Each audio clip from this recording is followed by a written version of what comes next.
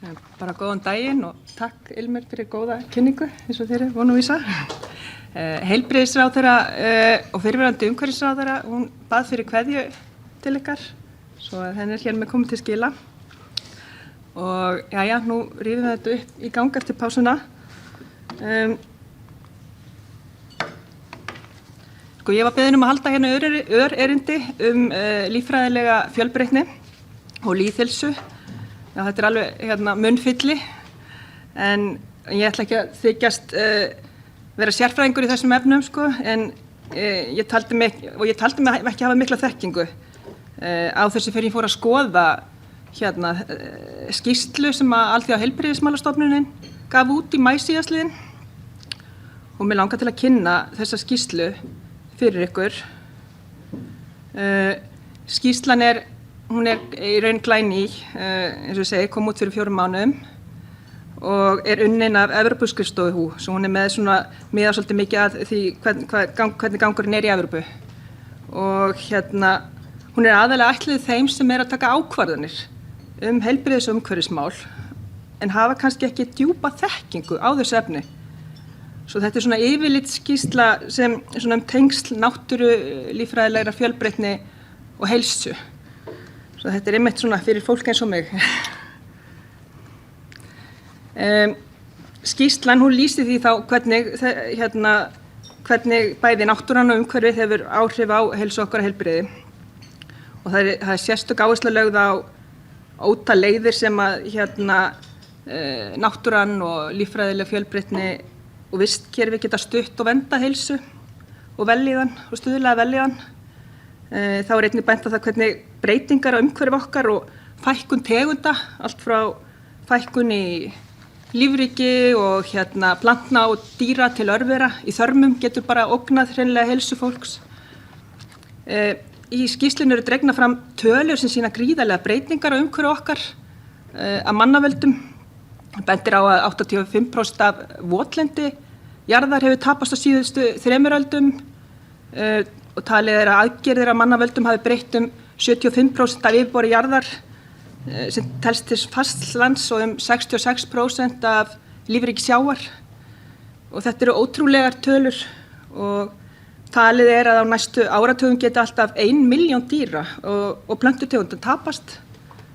Og þetta þýðir 10% fækkun skordýra segjar og 40% þá fækkun frostdýra sem eins og kom fram í fyrra erindi eru reyndar ekki hér á landi.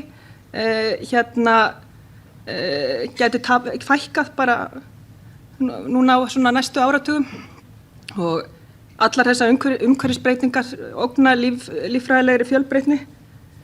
Þessi 8 kubbar uppi í myndinu eru reyndar þetta er ekki nýtt af nálinni. Þetta frá 2015 hefur Alþjóða heilbrigðismálastofnunin verið að skoða með samning Sameinuðu þjóðanna líffræðilegan fjölbreytileika og hefur verið að tengja þennan samning líka við heilsu, áhrif á heilsu og þetta minnir mann svolítið á heimsmarkmiðin líka og þetta svona svipaðan tíma og þegar eru að koma út þá þetta verið að útbúa þessa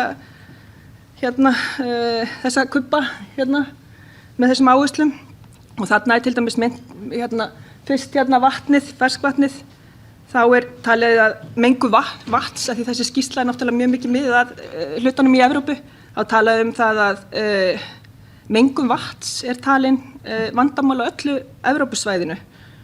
Og það talað að 20% af smitsjúkdómum í Evrópu megi rekja til ófullnægjandi vatns- og hreinlætisaðstöðu. Svo það talað, þess vegna líffræðilegur fjölbreytileiki, hann styður ferskvatnskerfi og stuðlar að vatnsöryggi og öryggi jarðvegs og aðstoða þannig við að draga úr rofi og seti í vatnsfalla.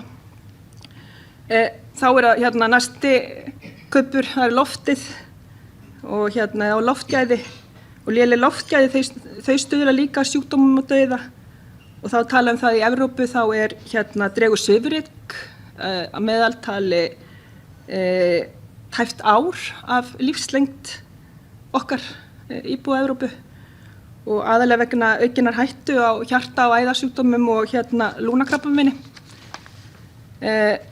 Þá talað það að líffræðileg fjölbreytni plantna 8, hún gegnir þá þarna veigamiklu hlutverki í stjórnun loftgæða og tré og fjarlæga loftmengun og annað. Strendurnar, vötnin, við heyrðum núna áðan fyrir lestri það hvernig þetta getur haft áhrif á okkar vistkerfi.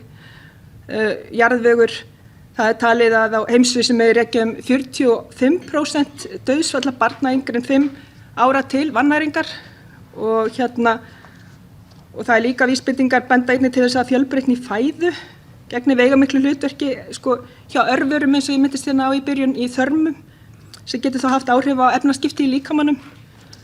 Sjúkdómar og eða sýkingar sem smitast beint eða óbeint með náttúrulega hætta á milli dýra og manna valda 75% allra nýrra smitsjúkdóma í mönnum, en það reyndar svolítið óvíst með þetta sóttvarnirnar hvort það sé betra að hafa færri tegundir eða fleiri upp á sýkingar, svo þetta kannski, það var svona örverurnar, ég er búin að minnast á það í þörmunum.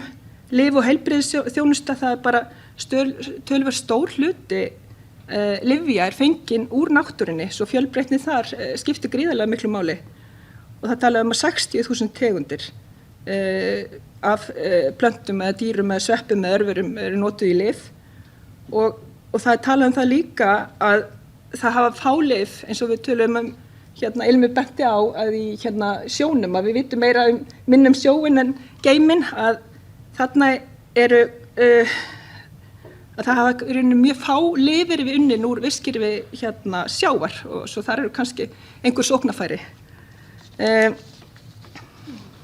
Aðgangur að náttúrunni, náttúran og veljaðan eru tengt græn og blá svæði, þau geta stuðlað að góðri líkamlegri og andlegri heilsu, svo aukinni veljaðan, svo að og samkvæmt Alþjóðaheilbrigðismálastofnuninni þá talið að margt bendi til þess að árið 2030 verði þunglyndi helsta orsök sjúkdómsbyrði á heimsvísu, svo það mikilvægt að við höldum þessum fjölbreytileika og getum notið þess áfram. Nú ég örugglega alveg að brenna upp á tíma. Vildi aðeins sýna ykkur, það nokkrar áhugaverðar staðreyndir sem koma fram í skýrslunni og fyrirgeðu þetta ensku en ég ætla bara að vera mjög fljót, þú stoppa mig. En það tala að það séu 8 milljónir tegunda dýra og plantna á jörðu og 1 milljón af þessum 8 tegundum eru taldar í útrýmingarhættu.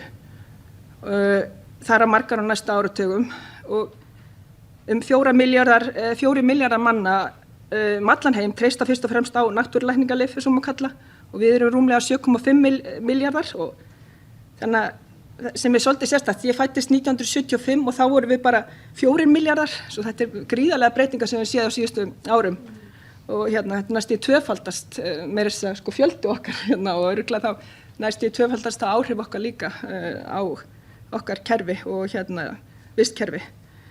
Og það meira en 80% af skólpvatni sem losað beint út í umhverfið hjá okkur og síðustu 3 punktarnir, það er það bil 70% af krabbameinslyfjum sem eru náttúrulyf eða svo maður kalla og þau eru tilbúna vörur sem eru innblásnar af náttúrunni.